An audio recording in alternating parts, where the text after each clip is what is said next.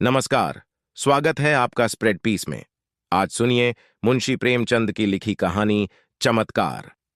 BA पास करने के बाद चंद्र प्रकाश के पास एक ट्यूशन के अलावा कुछ नहीं था। उसकी माता पहले ही गुजर चुकी थीं और इसी साल उसके पिता का भी निधन हो गया। चंद्र प्रकाश के जीवन के मधुर स्वप्न धूल में मिल गए। उसके पिता ऊंचे ओहदे पर थे और उनकी कोशिशों से चंद्र प्रकाश को अच्छी नौकरी मिलने की पूरी आशा थी। लेकिन वे मंसूबे धरे रह गए और अब जीवनयापन के लिए वही 30 रुपए की ट्यूशन बची थी। पिता ने कोई संपत्ति नहीं छोड़ी, उलटे विवाह का बोझ और सिर पर लाद दिया। पत्नी भी पढ़ी लिखी, शौकीन और जबान की तेज थी, जो मोटा खाने और मोटा पहनने से मर जाना स्वीकार करती थी। चंद्र प्रकाश को 30 रुपए की नौकरी करते हुए शर्म तो आई, लेकिन ठाकुर साहब ने रहने का स्थान देकर उसके आंसू पोंछ दिए। यह मकान ठाकुर साहब के मकान से बिल्कुल जुड़ा हुआ था, पक्का, हवादार, साफ सुथरा और जरूरी सामान से लैस। ऐसा मकान 20 रुपए से कम पर न मिलता और काम केवल 2 घंटे का था। लड़का था तो लगभग उन्हीं की उम्र का, लेकिन बड़ा कंजूस और कामचोर। अभी 9वें दर्जे में पढ़ता था। सबसे बड़ी बात यह थी कि ठाकुर और ठाकुराइन दोनों प्रकाश का बहुत आदर करते थे, बल्कि उसे लड़का ही समझते थे। वह नौकर नहीं, घर का आदमी था और घर के हर एक मामले में उसकी सलाह ली जाती थी। ठाकुर साहब अंग्रेजी नहीं जानते थे और उनकी समझ में अंग्रेजीदां लौंडा भी उनसे ज्यादा बुद्धिमान, चतुर और तजुर्बेदार था। संध्या का समय था। प्रकाश ने अपने शिष्य वीरेंद्र को पढ़ाकर छड़ी उठाई तो ठाकुराइन ने आकर कहा, अभी न जाओ बेटा, जरा मेरे साथ आओ, तुमसे कुछ सलाह करनी है। प्रकाश ने मन में सोचा, आज कैसी सलाह है? वीरेंद्र के सामने क्यों नहीं कहती? उसे भीतर ले जाकर रमा देवी ने कहा, तुम्हारी क्या सलाह है? बीरू को ब्याह दूं? एक बहुत अच्छे घर से संदेशा आया है। प्रकाश ने मुस्कुराकर कहा, यह तो बीरू बाबू ही से पूछिए। नहीं, मैं तुमसे पूछती हूं। प्रकाश ने असमंजस में पड़कर कहा, मैं इस विषय में क्या सलाह दे सकता हूं? उनका 20वां साल तो है, लेकिन यह समझ लीजिए कि पढ़ना हो चुका। तो अभी ना करूं, यही सलाह है? जैसा आप उचित समझें। मैंने तो दोनों बातें कह दी। तो कर डालूं? मुझे यही डर लगता है कि लड़का कहीं बहक ना जाए। मेरे रहते इसकी चिंता ना करें। हां, इच्छा हो तो कर डालिए, कोई हरज भी नहीं है। सभी तैयारियां तुम्ही को करनी पड़ेंगी, यह समझ लो। तो मैं इनकार कब करता हूं? रोटी की खैर मनाने वाले शिक्षित युवकों में एक प्रकार की दुविधा होती है, जो उन्हें अप्रिय सत्य कहने से रोकती है। प्रकाश में भी यही कमजोरी थी। बात पक्की हो गई और विवाह का सामान होने लगा। ठाकुर साहब उन मनुष्यों में थे जिन्हें अपने ऊपर विश्वास नहीं था। उनकी नजर में प्रकाश की डिग्री उनके 60 साल के अनुभव से कहीं मूल्यवान थी। विवाह का सारा आयोजन प्रकाश के हाथों में था। 10-12 हजार रुपये खर्च करने का अधिकार कुछ कम गौरव की बात न थी। देखते देखते ही फटेहाल युवक जिम्मेदार मैनेजर बन बैठा। कहीं कपड़े वाला उसे सलाम करने आया है, कहीं मोहल्ले का बनिया घेरे हुए है, कहीं गैस और शामियाने वाला खुशामद कर रहा है। वह चाहता तो 2-400 रुपये बड़ी आसानी से बना लेता, लेकिन इतना नीच न था। फिर उसके साथ क्या दगा करता, जिसने सब कुछ उसी पर छोड़ दिया था। लेकिन जिस दिन उसने 5,000 के जेवर खरीदे, उस दिन उसका मन चंचल हो उठा। घर आकर चंपा से बोला, हम तो यहां रोटियों के मोहताज हैं और दुनिया में ऐसे लोग पड़े हुए हैं जो हजारों लाखों रुपए के जेवर बनवा डालते हैं। ठाकुर साहब ने आज बहू के चढ़ावे के लिए 5,000 के जेवर खरीदे। ऐसी ऐसी चीजें कि देखकर आंखें ठंडी हो जाईं। सच कहता हूं, बात चीजों पर तो आंख नहीं ठहरती थी। चंपा ईर्ष्या जनित विराग से बोली, हमें क्या करना है? जिन्हें ईश्वर ने दिया है वे पहने। यहां तो रोकर मरने ही के लिए पैदा हुए हैं। चंद्र प्रकाश, इन्हीं लोगों की मौज है, न कमाना न धमाना। बाप दादा छोड़ गए हैं, मजे से खाते और चैन करते हैं। इसी से कहता हूं, ईश्वर बड़ा अन्यायी है। चंपा, अपना अपना पुरुषार्थ है, ईश्वर का क्या दोष? तुम्हारे बाप दादा छोड़ गए होते तो तुम भी मौज करते। यहां तो रोटियां चलना मुश्किल है, गहने कपड़े को कौन रोए? और न इस जिंदगी में कोई ऐसी आशा ही है। कोई गत की साड़ी भी नहीं रही कि किसी भले आदमी के घर जाऊं तो पहन लूं। मैं तो इसी सोच में हूं कि ठाकुराइन के यहां ब्याह में कैसे जाऊंगी। सोचती हूं बीमार पड़ जाती तो जान बचती। यह कहते कहते चंपा की आंखें भर आईं। प्रकाश ने तसल्ली दी। साड़ी तुम्हारे लिए लाऊं? अब क्या इतना भी न कर सकूंगा? मुसीबत के ये दिन क्या सदा बने रहेंगे? जिंदा रहा तो एक दिन तुम सिर से पांव तक जेवरों से लदी रहोगी। चंपा मुस्कुराकर बोली, चलो, ऐसी मन की मिठाई मैं नहीं खाती। निबाह होता जाए यही बहुत है, गहनों की साध नहीं है। प्रकाश ने चंपा की बातें सुनकर लज्जा और दुख से सिर झुका लिया। चंपा उसे इतना पुरुषार्थहीन समझती है। रात को दोनों भोजन करके लेटे तो प्रकाश ने फिर गहनों की बात छेड़ी। गहने उसकी आंखों में बसे हुए थे। इस शहर में ऐसे बढ़िया गहने बनते हैं, मुझे इसकी आशा न थी। चंपा ने कहा, कोई और बात करो, गहनों की बात सुनकर जी जलता है। वैसी चीजें तुम पहनो तो रानी मालूम होने लगो। गहनों से क्या सुंदरता बढ़ जाती है? तो ऐसी बहुत सी औरतें देखी हैं जो गहने पहनकर भद्दी दिखने लगती हैं। ठाकुर साहब भी मतलब के यार हैं। ये ना हुआ कि कहते, इसमें से कोई चीज चंपा के लिए भी लेते जाओ। तुम भी कैसी बच्चों की सी बातें करते हो? इसमें बचपने की क्या बात है? कोई उदार आदमी कभी इतनी कृपणता न करता। मैंने तो कोई ऐसा उदार आदमी नहीं देखा जो अपनी बहू के गहने किसी गैर को दे दे। मैं गैर नहीं हूं। हम दोनों एक ही मकान में रहते हैं। मैं उनके लड़के को पढ़ाता हूं और शादी का सारा इंतजाम कर रहा हूं। अगर 100-200 की कोई चीज दे देते तो वह निष्फल न जाती, मगर धनवानों का हृदय धन के भार से दबकर सिकुड़ जाता है। उनमें उदारता के लिए स्थान ही नहीं रहता। रात के 12 बज गए हैं, फिर भी प्रकाश को नींद नहीं आती। बार बार चमकीले गहने आंखों के सामने आ जाते हैं। कुछ बादल हो आए हैं और बार बार बिजली चमक उठती है। सहसा प्रकाश चारपाई से उठ खड़ा हुआ।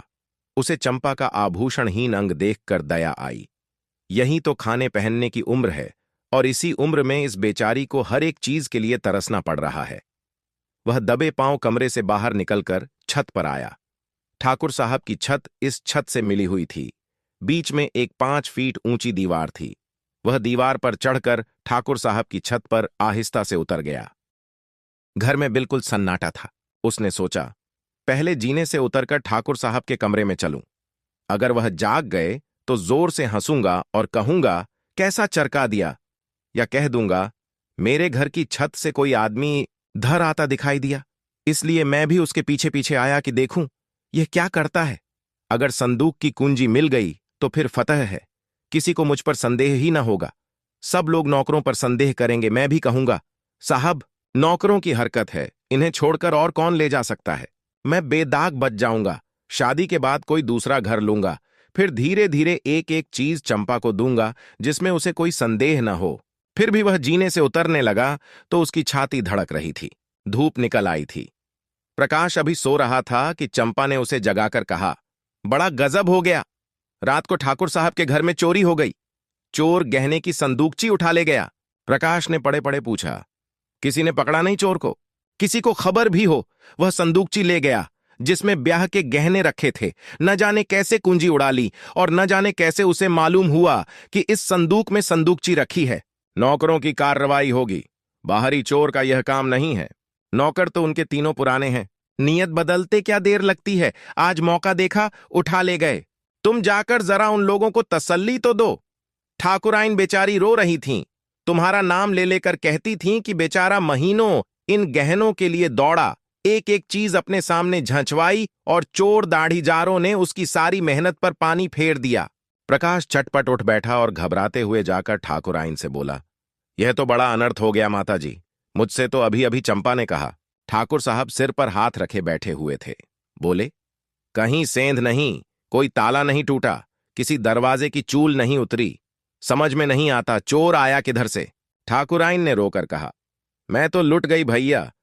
ब्याह सिर पर खड़ा है, कैसे क्या होगा भगवान। तुमने दौड़ धूप की थी, तब कहीं जाकर चीजें आई थीं। न जाने किस मनहूस सायद से लगन आई थी। प्रकाश ने ठाकुर साहब के कान में कहा, मुझे तो किसी नौकर की शरारत मालूम होती है। ठाकुराइन ने विरोध किया, अरे नहीं भैया, नौकरों में ऐसा कोई नहीं। 10-10 हजार रुपये यों ही ऊपर रखे रहते थे, कभी एक पाई भी नहीं गई। ठाकुर साहब ने नाक सिकोड़ कर कहा, तुम क्या जानो, आदमी का मन कितना जल्द बदल जाता है। जिसने अब तक चोरी नहीं की वह कभी चोरी न करेगा, ये कोई नहीं कह सकता। मैं पुलिस में रिपोर्ट करूंगा और एक एक नौकर की तलाशी कराऊंगा, कहीं माल उड़ा दिया होगा। जब पुलिस के जूते पड़ेंगे तो आप ही कबूलेंगे।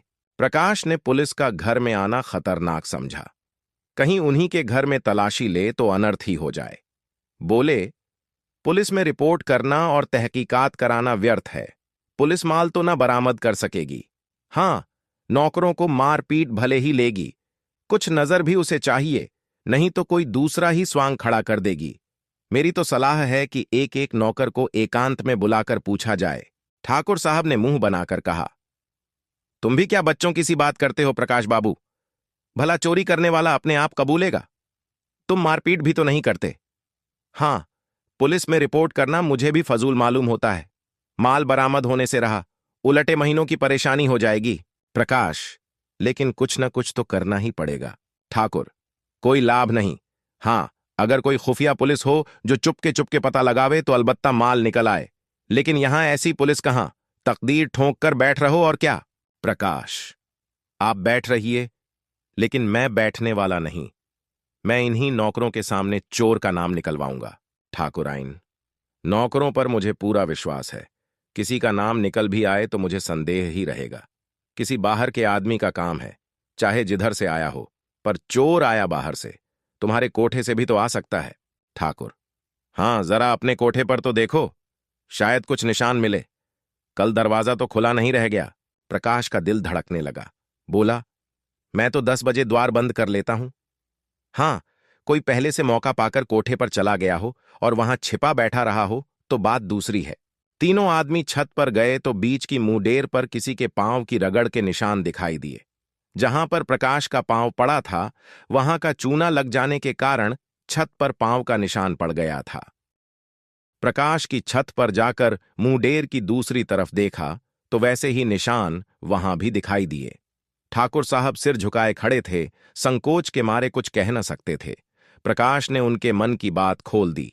इससे तो स्पष्ट होता है कि चोर मेरे ही घर में से आया, अब तो कोई संदेह ही नहीं रहा। ठाकुर साहब ने कहा, हां, मैं भी यही समझता हूं, लेकिन इतना पता लग जाने से ही क्या हुआ? माल तो जाना था, सो गया। अब चलो आराम से बैठें, आज रुपये की कोई फिक्र करनी होगी। प्रकाश, मैं आज ही वह घर छोड़ दूंगा। ठाकुर, क्यों? इसमें तुम्हारा कोई दोष नहीं। प्रकाश, आप कहें, लेकिन मैं समझता हूं मेरे सिर बड़ा भारी अपराध लग गया। मेरा दरवाजा 9-10 बजे तक खुला ही रहता है। चोर ने रास्ता देख लिया। संभव है 2-4 दिन में फिर आ घुसे। घर में अकेली एक औरत सारे घर की निगरानी नहीं कर सकती। इधर वह तो रसोई में बैठी है, उधर कोई आदमी चुपके से ऊपर चढ़ जाए तो जरा भी आहट नहीं मिल सकती। मैं घूम घाम कर कभी 9 बजे आया, कभी 10 बजे, और शादी के दिनों में तो देर होती ही रहेगी। उधर का रास्ता बंद हो जाना चाहिए। मैं तो समझता हूं इस चोरी की सारी जिम्मेदारी मेरे सिर है। ठाकुराइन, तुम चले जाओगे भैया, तब तो घर और फाड़ खाएगा। प्रकाश, कुछ भी हो माता जी, मुझे बहुत जल्द घर छोड़ना ही पड़ेगा। मेरी गलती से चोरी हुई, उसका मुझे प्रायश्चित करना ही पड़ेगा। मुंशी प्रेमचंद की कहानी चमत्कार हमें कई महत्वपूर्ण बातें सिखाती है। इस कहानी के माध्यम से हम समझ सकते हैं कि किसी भी व्यक्ति के भीतर आत्मसंयम और ईमानदारी की भावना कितनी महत्वपूर्ण होती है। चंद्रप्रकाश की ईमानदारी और परिश्रम की मिसाल यह दर्शाती है कि भले ही परिस्थितियां कठिन हों, एक व्यक्ति अपनी नैतिकता और मूल्य को बनाए रखते हुए किसी भी स्थिति का सामना कर सकता है। कहानी यह भी सिखाती है कि धन और स्थिति के बावजूद वास्तविक मानवीय गुणों की पहचान और मूल्य अधिक महत्वपूर्ण होते हैं। चंद्रप्रकाश के चरित्र के माध्यम से यह स्पष्ट होता है कि अच्छाई और सच्चाई की राह पर चलने का जो जज्बा है, वह किसी भी बाहरी संपत्ति से कहीं ज्यादा मूल्यवान है। साथ ही यह कहानी दिखाती है कि किसी के साथ अन्याय होने पर या उसकी कठिनाइयों का समाधान ढूंढने में उसकी सहायता करने के लिए हृदय से मदद करना आवश्यक है। चंद्रप्रकाश के माध्यम से हमें यह भी समझ आता है कि व्यक्तिगत दोष और समस्याएं होते हुए भी हमें समाज और परिवार के प्रति अपनी जिम्मेदारियों को निभाना चाहिए। आप सुन रहे थे मुंशी प्रेमचंद की लिखी कहानी चमत्कार।